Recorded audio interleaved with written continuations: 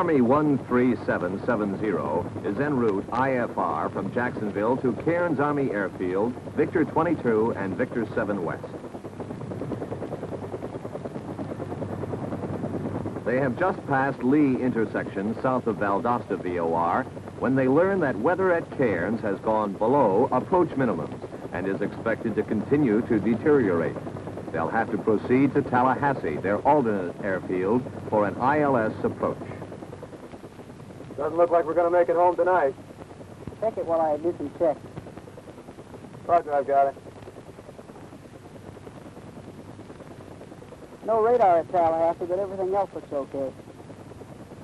Though this aviator may never have seen Tallahassee Municipal, everything he needs to know to make an ILS approach and landing is provided on this page.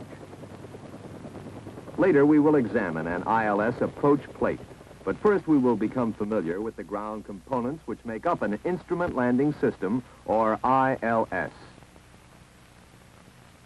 There are 4 types of components which may be required in every ILS. First, the localizer transmitter. Then the glide slope transmitter, the marker beacons, and the approach lighting system. The localizer transmitter is housed in a small building at the far end of the instrument runway.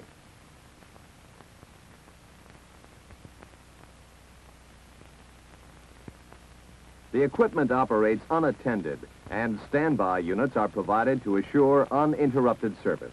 Should one unit fail, the standby will take over automatically. The specially designed localizer antenna system is precisely aligned with the center line of the instrument runway.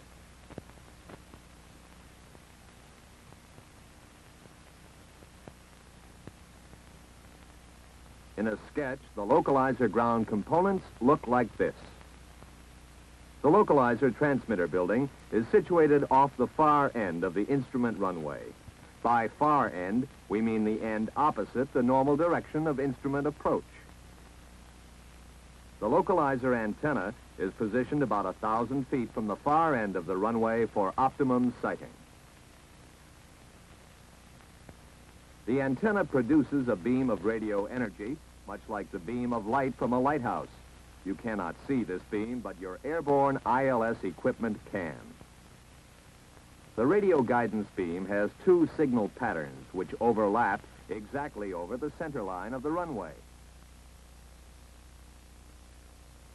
When your ILS equipment receives equal proportions of the 2 signal patterns, your course indicator gives a needle-centered reading.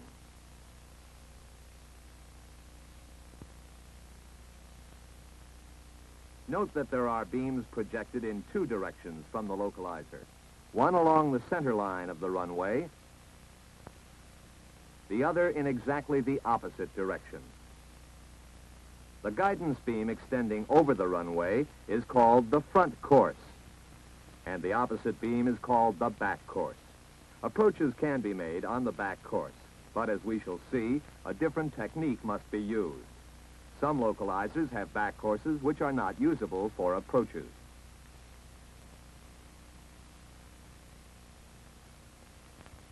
Now let us examine this dual pattern radio beam more closely. The beam produced by the overlap is usually 4 to 5 degrees wide. This provides a runway approach threshold of approximately 700 feet. Localizers usually have a voice capability, which is frequently used for air traffic control instruction. Most localizer signals can be used effectively for guidance for a distance of about 25 miles. In addition to the guidance patterns, localizers continually identify themselves by broadcasting the airport's 3-letter identifier, preceded by the letter I.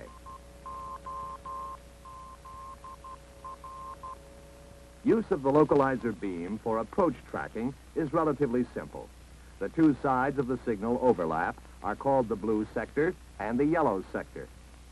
These designations are derived from the dial of the VOR course indicator, where blue and yellow colors are used to identify off-course indications.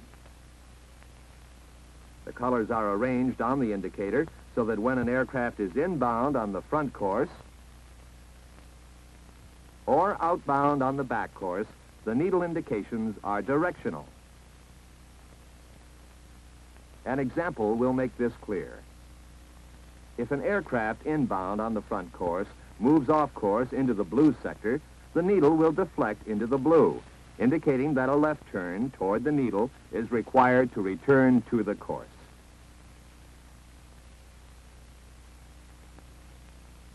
The same is true when outbound on the back course.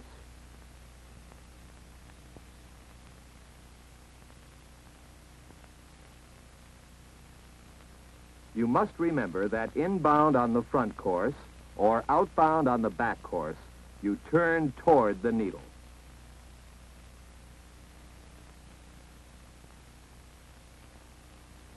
In the opposite direction, just the reverse is true. When inbound on the back course, the needle is not directional. If you stray into the yellow sector, the needle will make a corresponding move into the yellow area. But you will have to turn away from the needle to return to an on-course reading. Outbound on the front course, the same rule holds. The needle is not directional. Color indications on your course indicator are always correct, but the needle is only directional when inbound on the front course or outbound on the back course. When learning to use the course indicator, which is used for both VOR and ILS tracking, you must understand how it differs in sensitivity. In VOR tracking, the entire scale equals approximately 20 degrees. However, in ILS tracking, it represents approximately 4 to 5 degrees. Thus, we can see that turns to correct needle deviation in ILS tracking must be small and precise. In ILS tracking, needle response is very sensitive. There is another factor in ILS tracking which must be understood. Recall that the beam produced by the localizer antenna can be used effectively for a distance of approximately 25 miles. 5 miles out from the localizer, the beam's width has increased to more than half a mile. 25 miles out, the beam is well over 2 miles wide. From these facts, we can readily see that the amount of correction required to center the needle depends on how far out you are from the airfield. If you are tracking inbound at a distance of 25 miles, a relatively small needle deviation may require quite a large correction to return to the localizer. However, if you are closer in, the same amount of needle deviation will require a much smaller turn. During final approach, corrections become very sensitive. The point to remember is that out here, a 1-dot needle deviation may mean you're half a mile off track. But close in, the same 1-dot needle deviation will indicate a position only 100 feet or so off track. The localizer gives you an accurate course to the runway. Safe descent is the job of the glide slope transmitter.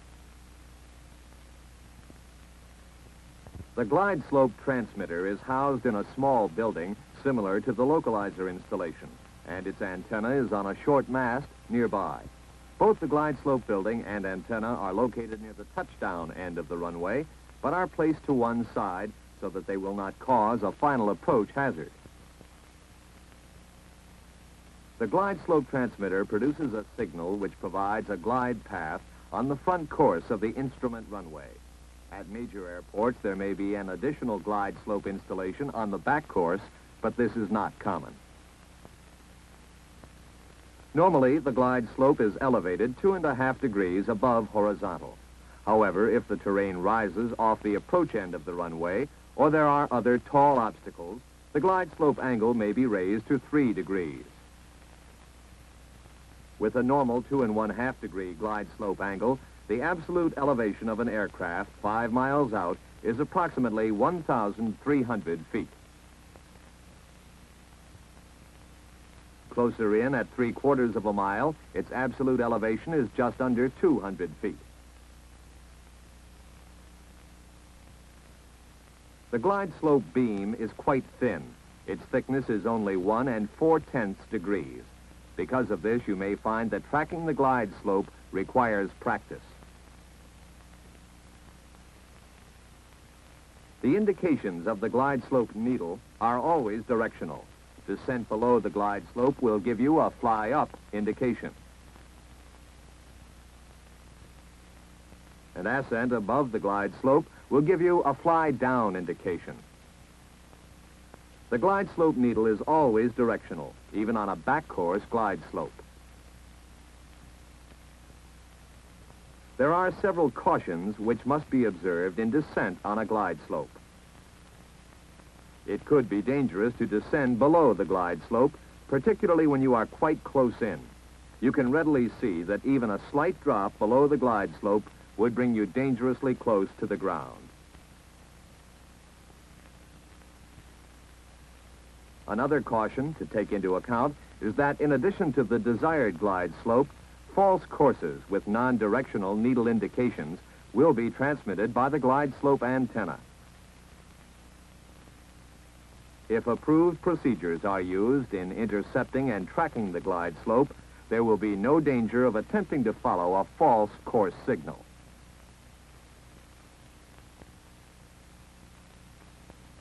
One final caution: glide slope indications are only reliable and accurate within the angular width of the localizer beam. Descents on courses other than the localizer course should never be attempted. The glide slope transmitter gives you a safe path of descent to the landing threshold along the course provided by the localizer. Marker beacons provide you with an accurate position fix on your course along the localizer and glide slope.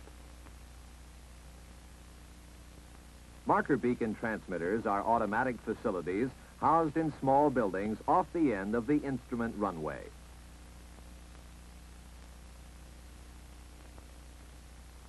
A marker beacon transmits its signal in a vertical direction only.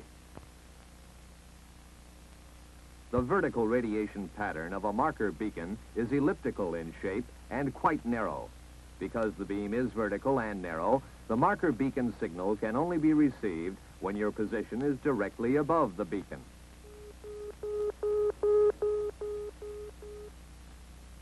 Thus, the marker beacon provides you with a definite radio position fix as you track inbound on the approach.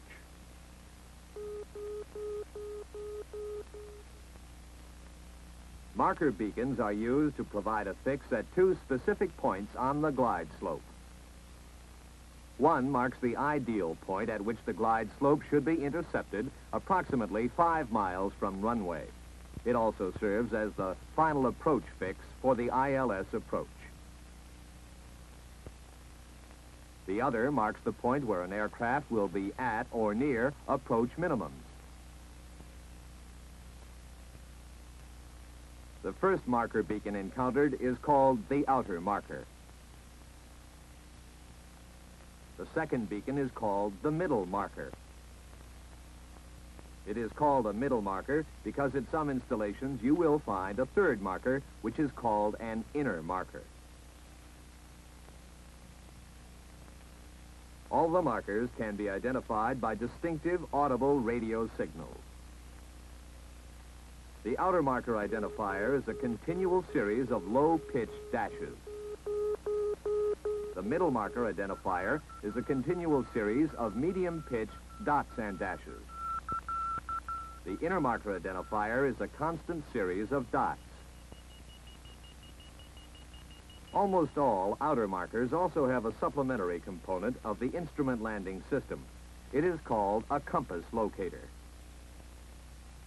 The standard symbol for a radio beacon is combined with the standard marker beacon symbol to indicate it. On charts, the abbreviation LOM is used to designate a combined outer marker and compass locator. Compass locators are low-powered, non-directional radio beacons with a range of about 15 miles.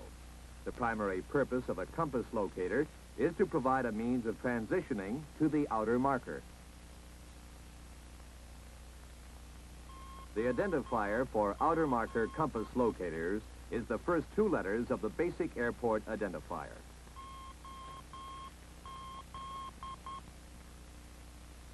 With a localizer to provide course guidance,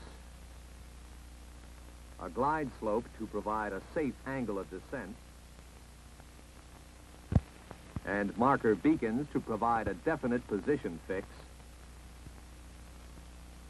the instrument landing system only lacks an approach lighting system to be complete. Approach lights are designed to aid you in establishing visual contact with the runway and completing a visual approach, either in conditions of poor visibility or night or both. This lighting system, called the U.S. Standard A system, has been adopted by the FAA. You will find it on many instrument runways. In standard configuration A systems, white lights extend out from the landing threshold for 3,000 feet. These lead you to an interrupted line of red lights, and finally to a continuous line of green lights which mark the landing threshold. The touchdown zone is clearly defined with bars of white light. And the runway center line is marked with white lights set flush with the runway surface. To help you in locating the landing threshold, this row of white lights is very brilliant, similar in intensity to a photographic flash gun. When seen during an approach, the blue-white bursts of light give the effect of large tracer shells moving rapidly toward the touchdown area.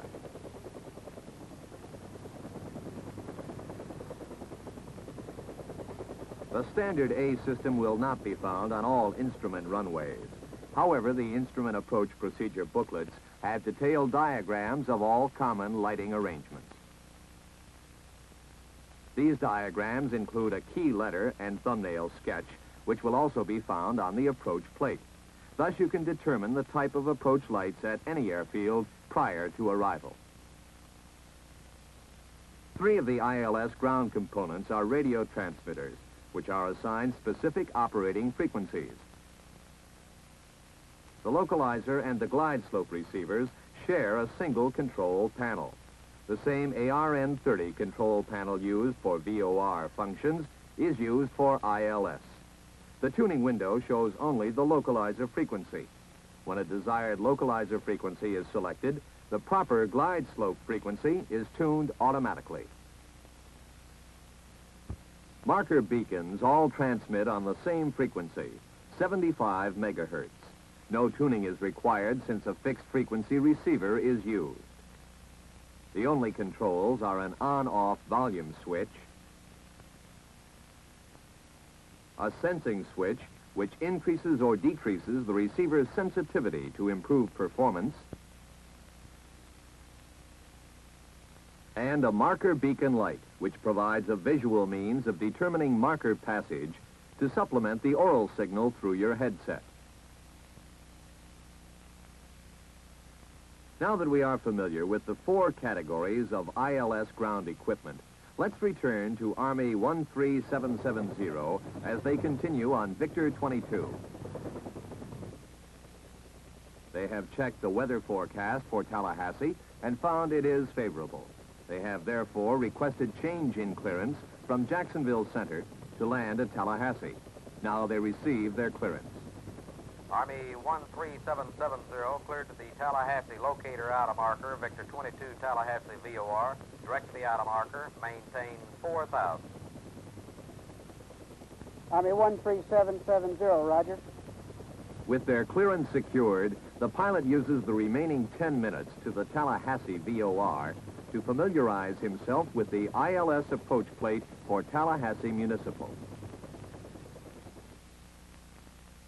ILS approach plates provide all the information required for a successful ILS approach and landing. The instrument runway number, the radio frequencies. Transitions and minimum safe sector altitudes are given. Army 13770 will approach from the Tallahassee VOR. On this transition, the minimum safe altitude is 1,800 feet. The course is 175 degrees, and the distance is 13.8 nautical miles. The course outbound and inbound is shown in two places, on the localizer track and on the profile view. Also shown on the profile view is the glide slope angle. This figure can be used with the rate of descent table in the front of the Instrument Approach Procedures booklet. For example, using the glide slope angle of 2.5 degrees and a ground speed of 70 knots, we interpolate between 2.4 and 2.6 degrees to obtain the proper rate of descent of 312.5 feet per minute. On the ILS approach plate, you will also find a block listing the appropriate landing minimums for the various categories of aircraft. Also given is approach minimums for approaches without glide slope and for circling approaches. In the lower right corner, a chart shows the time at various speeds from the locator outer marker to the mandatory start of missed approach procedure for approaches without glide slope. Knowing the time from the locator outer marker is always helpful, but it is essential when making an approach without the glide slope. Finally, the ILS approach plate has an airport diagram which shows type of approach lighting system, length and width of runway, location of tower, and other useful information.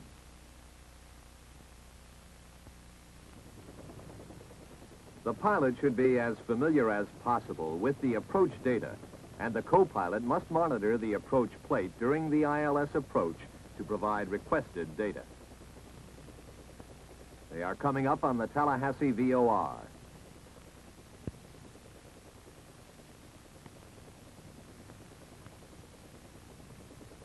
As station passage is indicated, they note the time and begin their turn to a heading of 175 degrees. The pilot tunes the ADF to the compass locator frequency. He then contacts Jacksonville Center. Jacksonville Center, this is Army 13770, Tallahassee VOR 15-4000. Estimating the Tallahassee locator outer marker 25, over. Roger, Army 13770, expect ILS runway 36 approach at Tallahassee.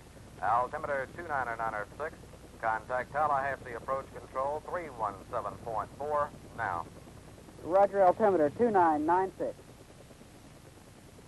On all instrument flights, pilot-co-pilot teamwork is essential, but it is always the pilot's duty to assure that the co-pilot is adequately briefed and ready to assist.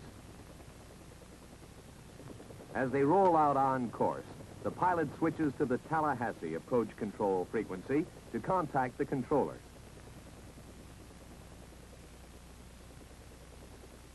Tallahassee approach control, this is Army 13770, estimating the Tallahassee locator outer marker 25-4000, over. Roger, Army 13770, cleared ILS 36 approach. Weather measured ceiling 400 overcast, visibility 3/4, light rain fog, wind 350 degrees 10, altimeter 29906. Report outer marker outbound, over. Roger, altimeter 29906. I have the aircraft. Roger, you have the aircraft. Tallahassee approach control, Army 13770 is out of 4000.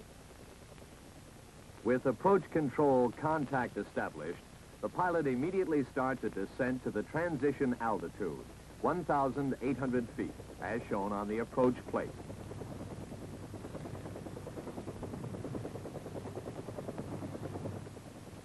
The co-pilot tunes the VHF receiver to the localizer frequency. This automatically tunes the glide slope receiver to its paired frequency.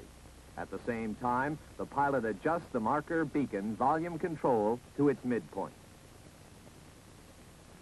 At transition altitude, the pilot levels off and continues to track inbound on the locator outer marker. He proceeds at 1,800 feet direct to the locator outer marker, where he will turn outbound on the localizer course and start to descend to procedure turn altitude of 1,300 feet. He reports to approach control. Tallahassee approach control, Army 770, Tallahassee locator outer marker 25, 1,800 feet outbound. Roger, 770. Contact Tallahassee Tower, frequency 257.8, outer marker inbound. As the radio is tuned to the tower frequency, the pilot starts his procedure turn to establish himself inbound.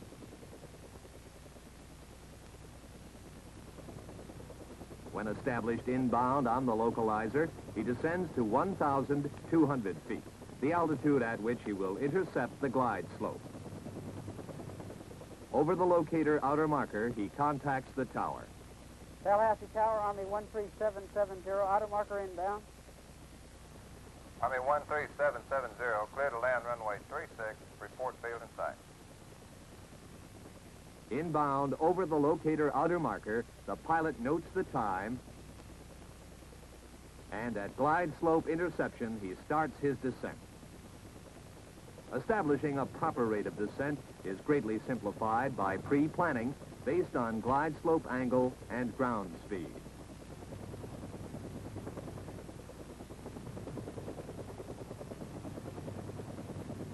Corrections to remain on the localizer and glide slope must be smooth and precise. Concentrated practice will develop this skill.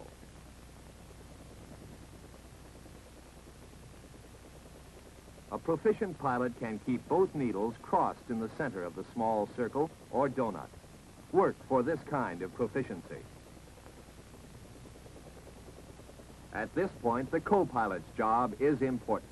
He must scan carefully to establish contact with the ground as soon as possible. Sometimes you will break out clean under a cloud layer. In other situations, ground fog and rain will give you only fleeting glimpses of the ground. As soon as the co-pilot sees the ground, he notifies the pilot and takes the controls to complete the landing visually.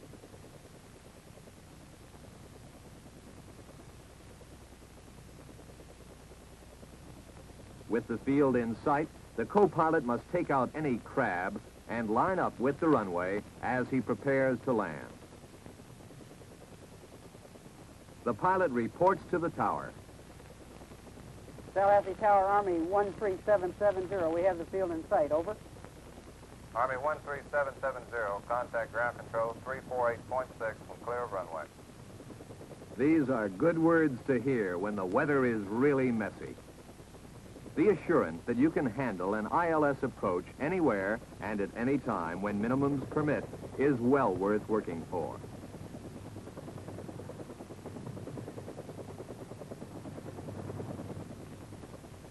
ILS will get you to the ground every time if you have the skill.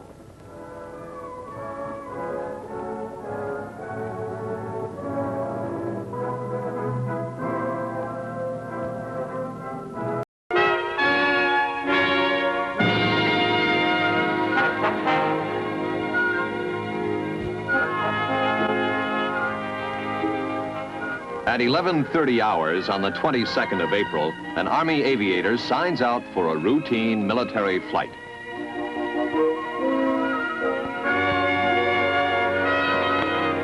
The logbook of his helicopter indicates that it has been carefully checked and refueled for a 250-mile flight.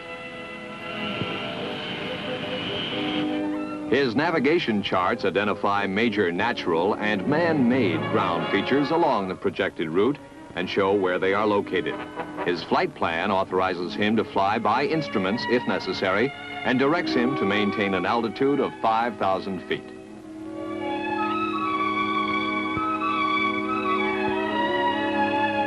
His flight weather briefing informs him of existing and predicted atmospheric conditions along his planned route. It also provides him with parallel information for an alternate airfield.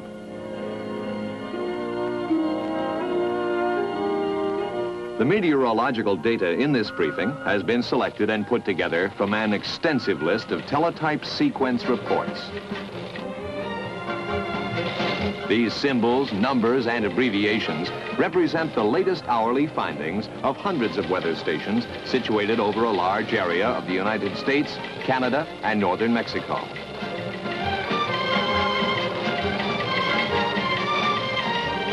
This hour-by-hour updating of weather information is essential because the Earth's atmosphere, in contrast to its landscape, is always in a state of flux. It has ridges of high barometric pressure, troughs of low pressure, areas of heavy cold air, and rivers of wind, but their positions are never the same. There are many kinds of weather maps. They have to be redrawn and reissued several times a day.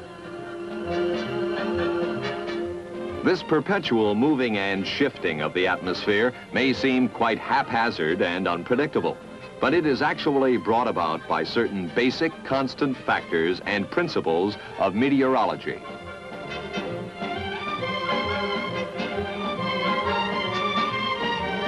Every aviator must learn, understand, and put to good use these factors and principles of meteorology.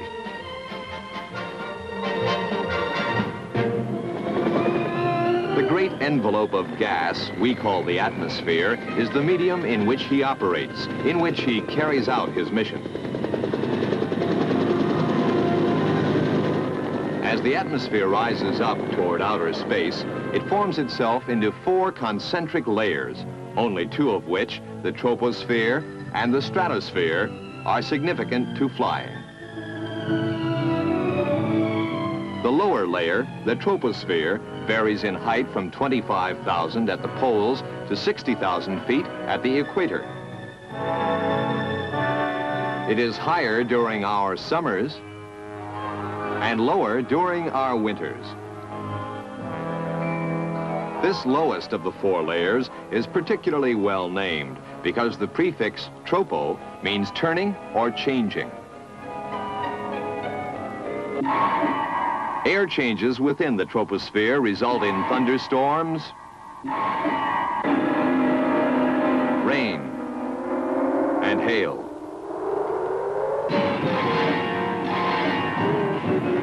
This type of cloud produces drizzle, sleet, and snow. Other atmospheric conditions produce fog and clear skies. The stratosphere, which extends 35 to 50 miles above the Earth, is characterized by stratified layers of air.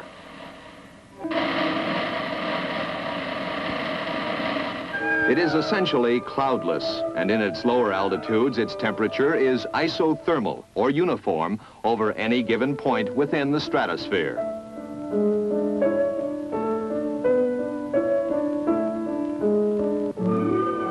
The boundary between the troposphere and the stratosphere is called the tropopause, the zone where vertical air currents cease and weather, as we know it, reaches its upper limits. Both troposphere and stratosphere are composed of the same mechanical mixture of gases known as dry air, consisting of approximately 78% nitrogen, 21% oxygen, and 1% of other gases such as helium, hydrogen, argon, and carbon dioxide. If these 2 adjacent layers of atmosphere have the same basic chemistry, why do we find such a clear-cut difference between them? Why does the stratosphere have no weather to speak of, while the troposphere has so many varieties, both good and bad?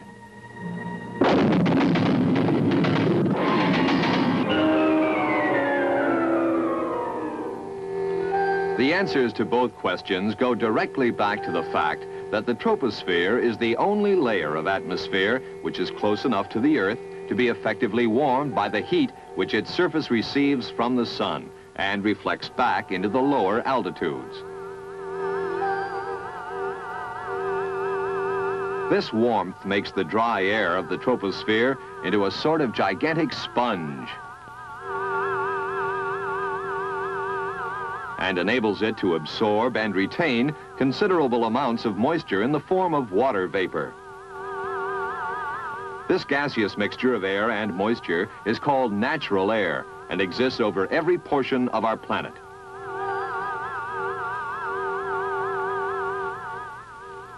Whenever the sponge has soaked up all the moisture it can hold at that temperature and additional moisture is added, the water vapor will condense into water droplets. When the temperature is below freezing, the water vapor will sublimate into a cloud composed of ice crystals. This formation of water droplets and ice crystals will never develop unless the atmosphere is pushed beyond saturation. However, there is another factor to consider as well. Smoke, dust, salt, volcanic ash, or other so-called nuclei must be present to provide the nucleus for the formation of water droplets or ice crystals.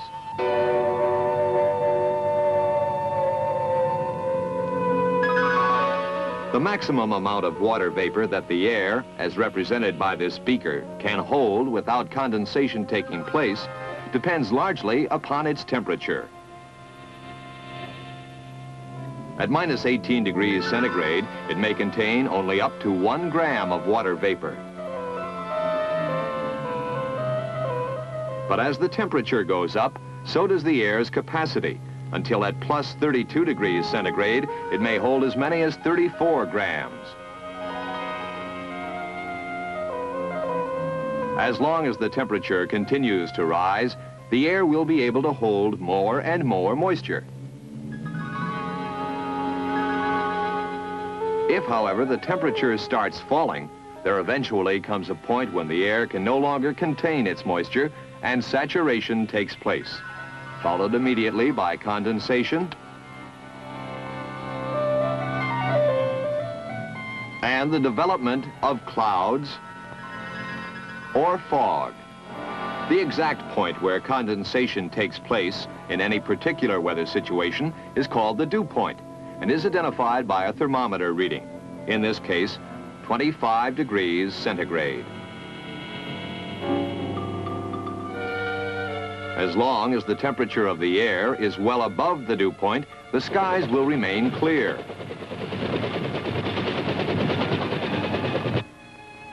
It is when the difference between these two readings begins to narrow to the vanishing point that the experienced aviator begins to look for danger signals, such as fog, thunderstorms, hail, and snow.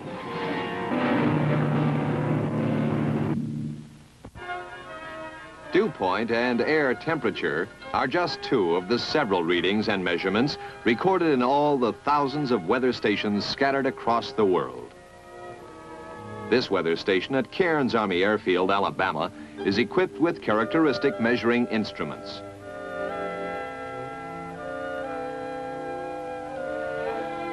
The automatic psychrometer, for example, registers the temperature in Fahrenheit and the present dew point.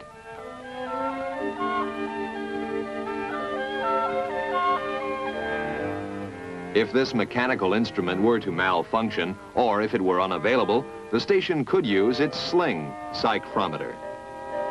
This manually operated instrument consists of two thermometers. One of them is moistened by means of a linen wick. When the air is very dry, evaporation from the wick will cool the wet bulb thermometer, and its temperature reading will be considerably lower than that of the dry bulb thermometer. On the other hand, if the air were saturated, there would be no evaporation, and both the thermometers would therefore give the same readings. Today, however, the atmosphere is quite dry, and the difference between the two readings is nearly 13 degrees centigrade. The actual dew point and relative humidity are then determined by using this computer. The barometric reading is another very important hourly measurement at this and every other weather station.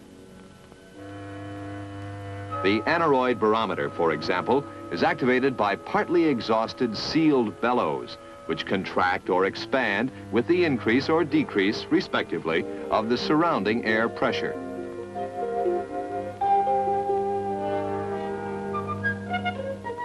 It is similar in construction to the altimeters found in all United States Army aircraft.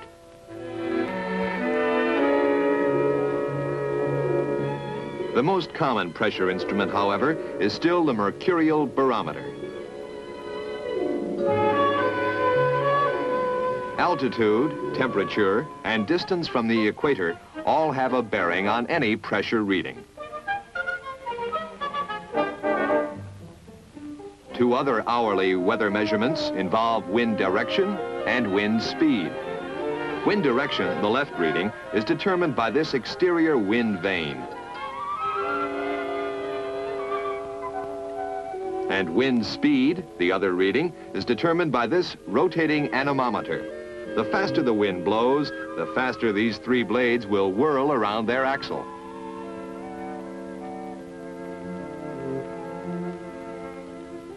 At 12-hour intervals, balloons are sent aloft with radio sonde instruments to evaluate current air pressures, temperatures, and dew points at various elevations. Radio signals from these throwaway or expendable instruments are transcribed to atmospheric diagrams, whose graphic displays provide various sorts of pertinent weather information.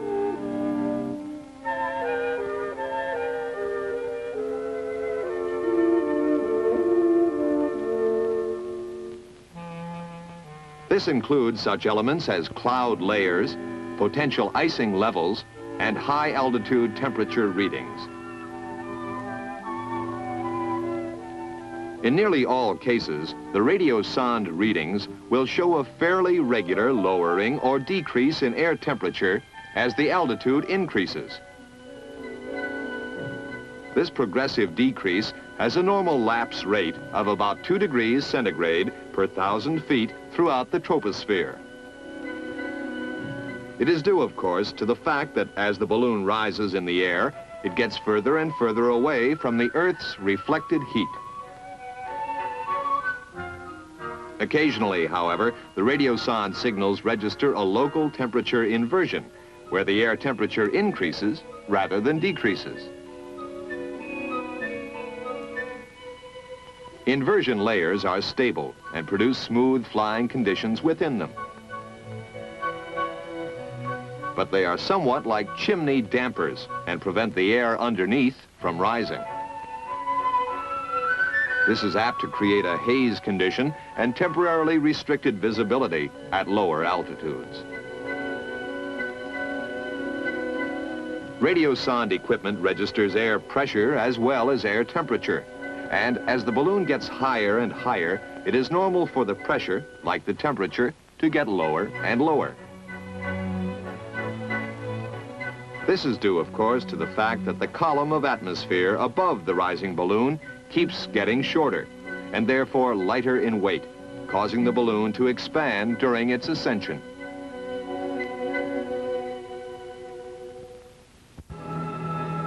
Every weather map shows pressure and temperature variations. Unequal temperature distribution comes from several important factors. One of these is the Earth's daily rotation about its axis. Another is the change of seasons as the Earth travels around its orbit. Still another is the fact that land temperatures vary in accordance with their surfaces. Sandy areas will absorb heat faster than wooded or grassy areas, while water temperature remains fairly constant. At night, the land surface loses heat at a more rapid rate than the water surface. These temperature variations are the result of 4 individual heat processes, namely radiation, conduction, convection, and advection. Radiation is the process of heat transfer by means of electromagnetic waves. This solar radiation, or insolation, has little effect on the atmosphere as it passes through it. The Earth's surface absorbs about half of this solar energy and then gives it off in long-wave radiation. Because of its long waves, this reflected terrestrial radiation has a much greater effect on the atmosphere, which may absorb as much as 85% of the heat. The unequal heating of land and water surfaces by radiation results in conduction, a process by which the air is heated through contact with a warmer surface. The air temperature directly above the land and water surfaces will increase during the daytime as the surface temperatures are increased through the sun's radiation.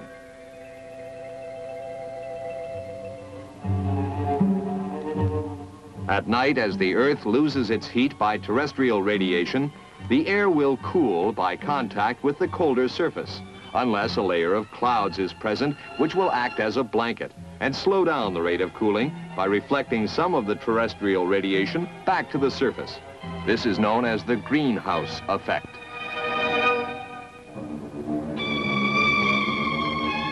As the air temperature increases, the air expands and begins to rise, producing convection.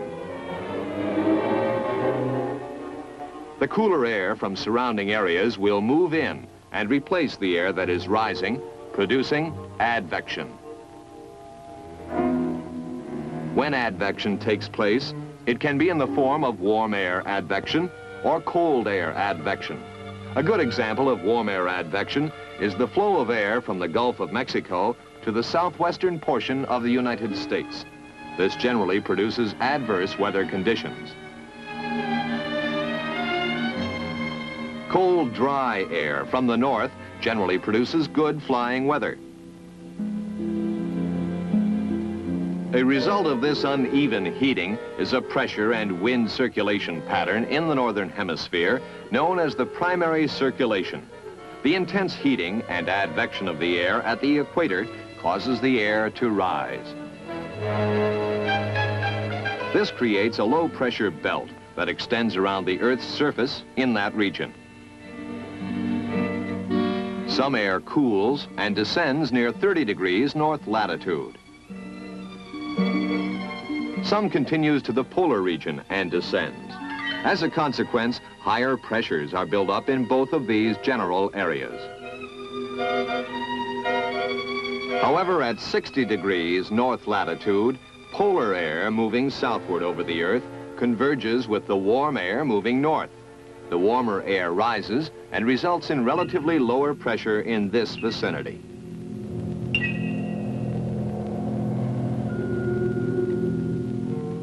The high and low pressure systems shown on the surface weather map are known as the secondary circulation. A high pressure system is also known as an anticyclone. Within this pressure system, the wind flow is clockwise and parallel to the isobars above 2,000 feet.